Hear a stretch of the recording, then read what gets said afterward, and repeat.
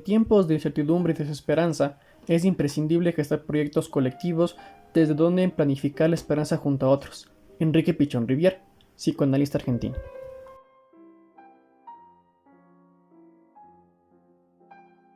El grupo, visto como un conjunto hasta como un sistema operativo y también como dispositivo de gestión emocional, ha sido estudiado y abordado por varios especialistas desde diversos campos de estudio como la sociología y la matemática, pero en este video abordaremos al grupo desde la perspectiva psicoanalítica y cómo se aborda este desde una psicoterapia grupal.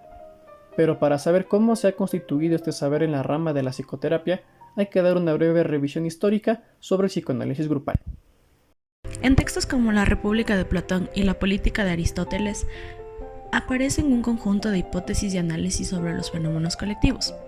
En cambio, a mediados del siglo XVIII, el término de lo grupal se designa como una reunión de personas, y a comienzos del siglo XIX se puede encontrar en la obra de Fourier y el mito de Phalansterio la idea de que el hombre es un ser social, o más exactamente un ser grupal. Después, Émile Durkheim, en el siglo XIX, contribuye a la interpretación de los procesos colectivos a través de conceptos de solidaridad, anomía y los símbolos sociales, creando la hipótesis de una conciencia colectiva, de una dinámica social, y define al grupo como algo más que la suma de los miembros. Ya a comienzos del siglo XX es cuando el estudio de los grupos y de las relaciones humanas adquiere un carácter experimental, donde Kurt Lewin insiste en esta idea cuando plantea que el grupo es una totalidad diferente a la suma de sus partes, estudiándolos a partir de conceptos físicos como es del campo de fuerzas. Homans, en 1977, define al grupo del siguiente modo: serie de personas que durante un lapso de tiempo tienen un trato mutuo frecuente y cuyo número es suficientemente reducido como para que cada uno pueda entrar en relación con todos los demás, frente a frente. Con la Segunda Guerra Mundial, la terapia de grupo cobró un gran impulso. Debido a los numerosos casos psiquiátricos, los pocos psiquiatras militares se vieron obligados a utilizar los métodos grupales por necesidad. Así, los hospitales militares británicos y americanos se encontraron con los mayores expertos en psicoterapia de grupo. Entre los británicos destacan James Anthony, Fouquel's, Bion, y entre los segundos Wolf y Eric Berne.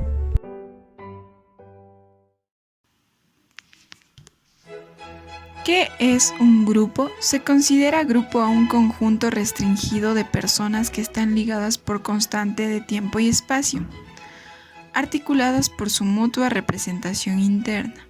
Se proponen en forma implícita o explícita una tarea que constituye su finalidad, interactuando así a través de complejos mecanismos de asunción y adjudicación de roles.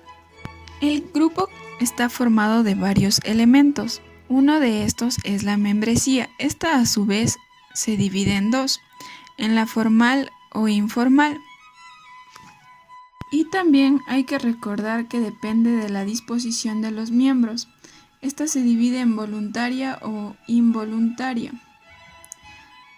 De estos elementos salen muchos otros, por ejemplo, el sentido de pertenencia, el estatus, roles y normas. El grupo es considerado o visto como un organismo vivo, por eso consta de varias fases. Entre estas fases podemos ver la fase de descontento, que es donde se van acercando personas de múltiples grupos. Después de esto viene la fase del suceso desencadenante, que vendría siendo cuando todas las personas que de otros grupos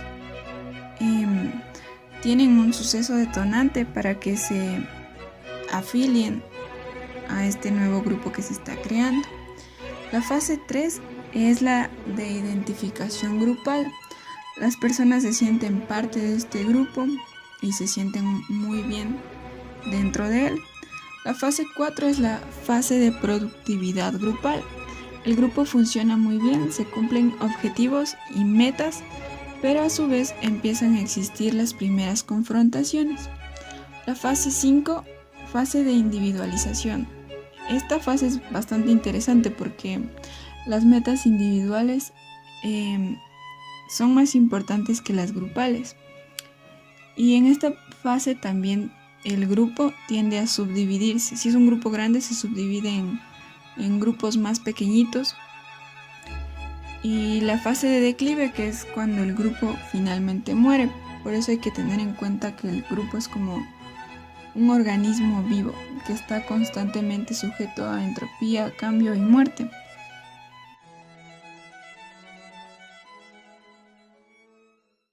Para trazar este paradigma hay que retomar algunas ideas de Freud que han sido de gran impacto y que posteriormente serían ampliadas por diferentes autores de escuelas.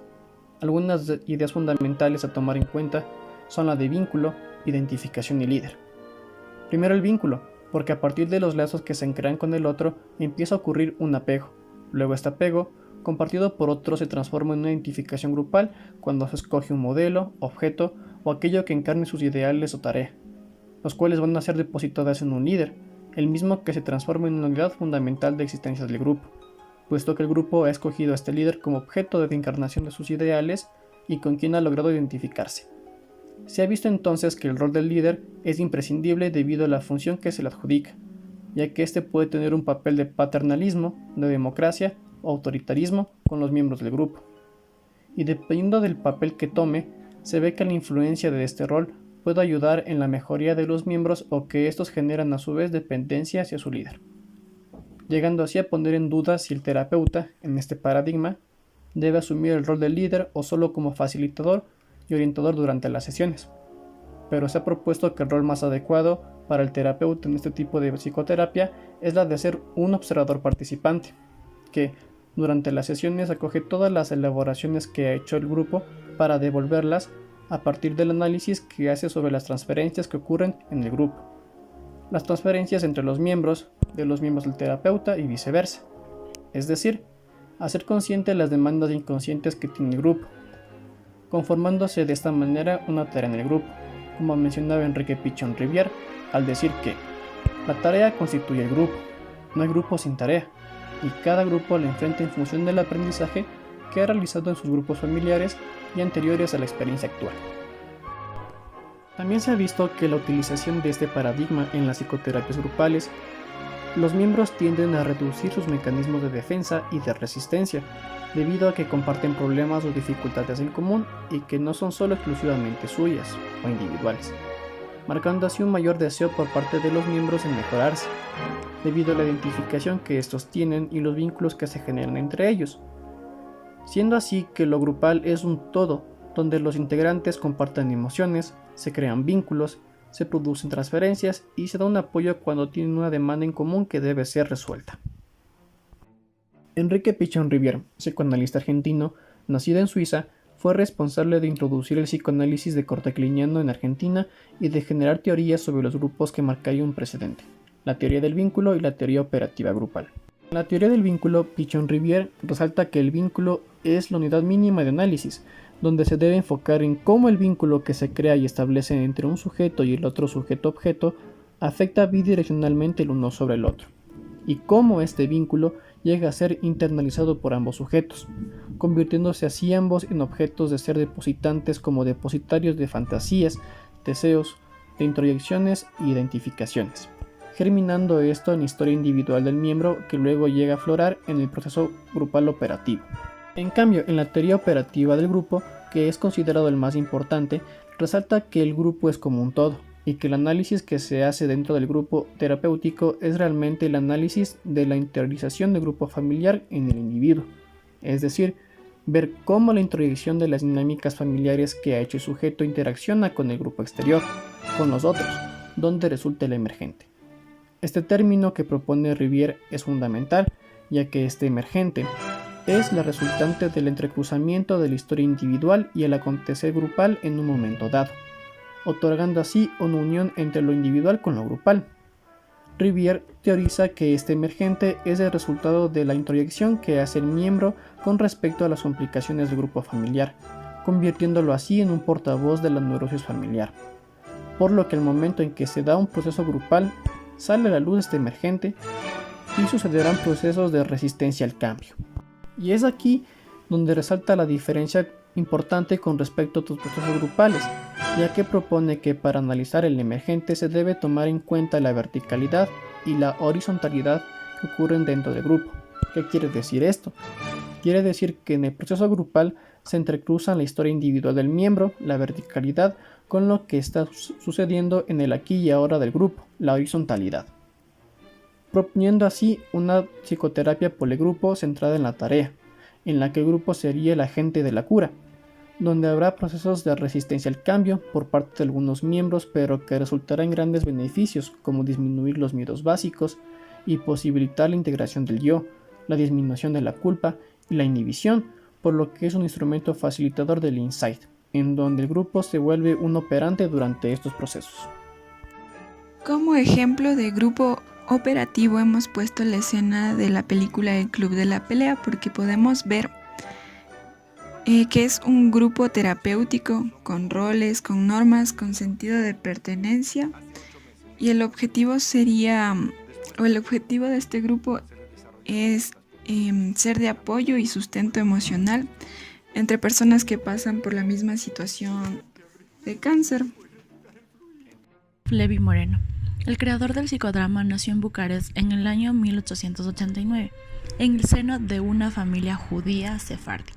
Algunos años después de establecerse en Viena en el año 1915, Levi Moreno empezó una iniciativa basada en la improvisación teatral, lo que daría paso a una propuesta psicoterapéutica a la que llamó psicodrama. El psicodrama se basaba en la idea de que expresarse a través de la espontaneidad y la improvisación suponía una clase de liberación a través de la creatividad, lo cual tuvo que ver con sus propias experiencias subjetivas a través de las dramatizaciones no planificadas. Aunque el padre del psicodrama rechazó muchos de los supuestos de Sigmund Freud, el psicoanálisis tuvo una marcada influencia en su pensamiento, tal y como veremos. En el año 1925, Levi Moreno se traslada a los Estados Unidos de América y desde Nueva York empezó a desarrollar tanto el psicodrama como otros elementos relacionados con el estudio de grupos. Como por ejemplo la sociometría, también teorizó sobre formas de psicoterapia grupal en general, partiendo de una óptica heterodoxa que rechazaba el determinismo y ensalzaba el papel de la improvisación. Y como ejemplo de psicodrama podemos ver una terapia de pareja donde prima el lenguaje kinestésico y la pareja aprende a sentirse y a verse desde el punto de vista del otro. ¿Así? ¿Cómo se estudia?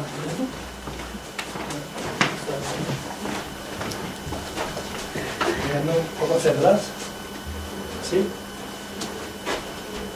Yo como intentando alcanzarla, sería así. Quédalo quieto. ¿Qué te provoca estar aquí, Julián? Pues me provoca frustración, tristeza, porque es como si intento alcanzarla y veo como ella está huyendo. ¿Y a ti, María? Pues yo no tengo la sensación de que estoy huyendo. ¿Qué sensación tienes? Porque quiero verle. Sí. ¿Y el hecho de estar de espalda te provoca alguna sensación? Que quiero verle. La sensación de que no puedo tenerle o no puedo estar con él. ¿Y eso qué te provoca? Ese querer verle pero no poder estar con él. Me provoca angustia y mucho bloqueo, porque no puedo ni ir para adelante ni ir para atrás con él.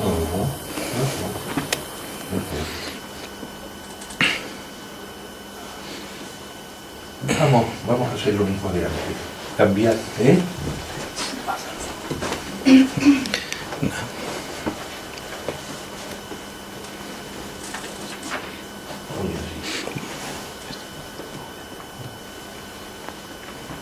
¿Qué tal, Julián? Ahí.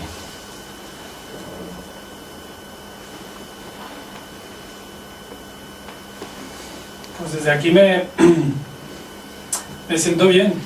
O sea, como si, aunque esté intentando verla a ella, o en este caso, si yo fuera a ella y, bueno, en fin, me siento como libre, como si pudiera mirar hacia el futuro, como si dejara atrás la relación. Ajá. Uh-huh. Ajá. Oh.